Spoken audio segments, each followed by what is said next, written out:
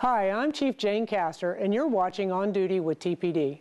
It's been several months since delegates and demonstrators filled our Tampa streets for the RNC, yet I'm still filled with pride every time I think about how hard Tampa police officers worked to ensure this was a safe and successful event. Of course, we didn't do it alone. We owe a huge thank you to Hillsborough County Sheriff David G. and all of his deputies. There were a total of 60 local, state, and federal agencies that worked side by side with TPD during this historic event. Together, we wrote the book on policing large-scale political events, and we hope our experience will help other cities preparing for an event of this magnitude. 18 months of planning and preparing more than paid off when thousands arrived in town for the Republican National Convention. The GOP event is one of the most watched programs on television, so we knew all eyes would be on Tampa. It was our chance to show the world what makes Tampa a great city. I think we had a chance to break the cycle of what these events were expected to be like. We broke that cycle with our philosophy for policing the event. We started by breaking it into two events, the one inside where delegates would nominate a candidate, and the one outside where demonstrators would march and express dissenting and varied opinions. We put a great deal of time and effort into training our officers, letting them know these demonstrators safely exercising their First Amendment right was just as important as keeping the dignitaries safe. This was all designed to prevent the classic clash between law enforcement and protesters. In our training, we had told the officers to make it very simple from all agencies that unless we're getting criminal activity that is going to injure somebody or destroy property, we're going to use a lot of discretion with our laws and ordinances. The planning, training, and execution of our security plan was a fine balancing act. We wanted to be as patient as possible while being fully prepared in the event that there was any property damage or violence. And although there were many tense moments, we were able to avoid those clashes between law enforcement and protesters that have marred past events. One way we achieved that balance was the uniform we selected for the nearly 1,700 members of the field force team. Officers, deputies, and troopers from 25 agencies made up this frontline group. During the RNC, they all wore tan cotton uniforms that set a friendly and approachable tone. It created a unified look, which gives you strength.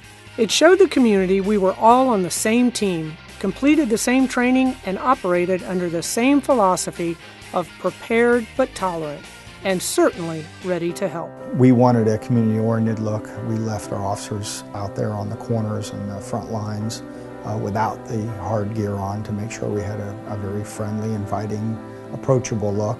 You know, sometimes you'd find somebody who needed a bottle of water, they needed direction, they needed guidance to transportation, air in their tire.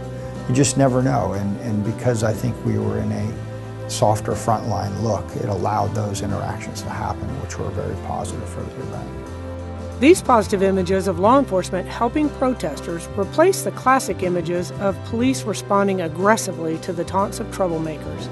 The extensive training ensured our officers exercised great restraint to avoid potential tipping points, and we let the demonstrators know that would be our approach well before the event.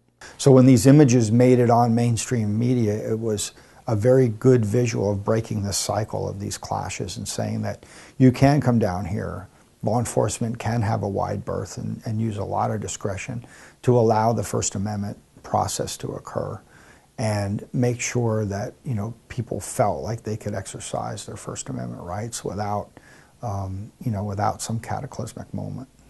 When Hurricane Isaac canceled the first day of RNC meetings, the focus became the March on RNC.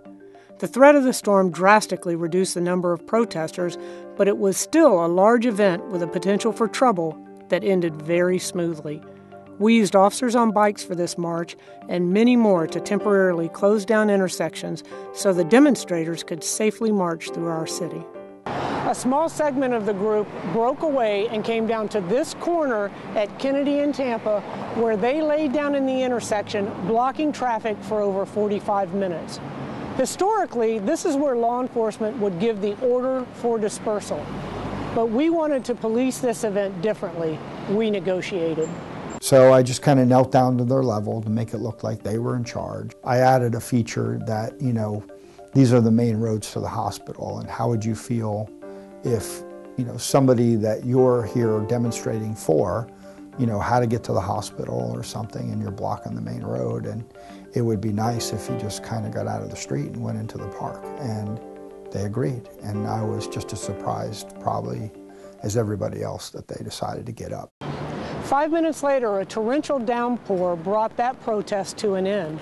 But it's the negotiations that preceded it that set the tone for our relationship with the protesters for the rest of the week.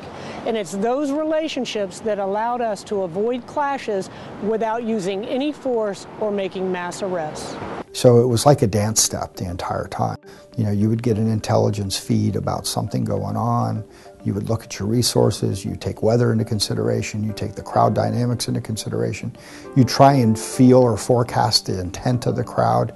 You look for a natural leader within the crowd, and you start to try and have dialogue. And again, all of that was in play almost 24 hours a day. Over the next 4 days, demonstrators often baited officers, trying to create an iconic YouTube moment, but we didn't oblige them. We stayed professional and patient. And I've actually heard through some of the intelligence reports that there was disappointment on some of the demonstrator side because they look for this clash to happen. It's kind of like, the Super Bowl of politics between demonstrators and law enforcement. But that's really not what it was about for us. We wanted to make sure that the political process worked. In the end, we only made 2 arrests. No one was injured, and there was no property damage.